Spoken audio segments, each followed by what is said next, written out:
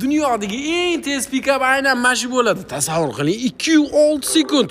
Dunyodagi eng noodatiy mashina aynan shu bo'ladi. Polni nerjveykadan u ham o'tmaydi. 206 sekund. Tasavvur qiling, oddiy kichkina sedanning o'zida mazani qochiradi. Bu nerealniy kosmический tezlik degani.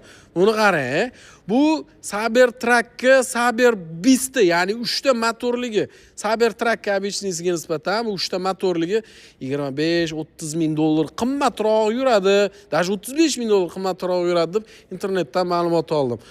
Buni ikkita motorligini o'zi, adashmasam 125-130 sotishyapti.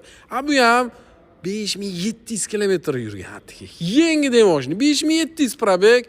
Rosa qalblariga qo'l solib 135 mingga tushira oldik. 135 mingga O'zbekistonda Cyberbeast yo'q. Ya'ni Tesla'ning eng tez yuradigan Cybertruck Cyberbeast tarqatib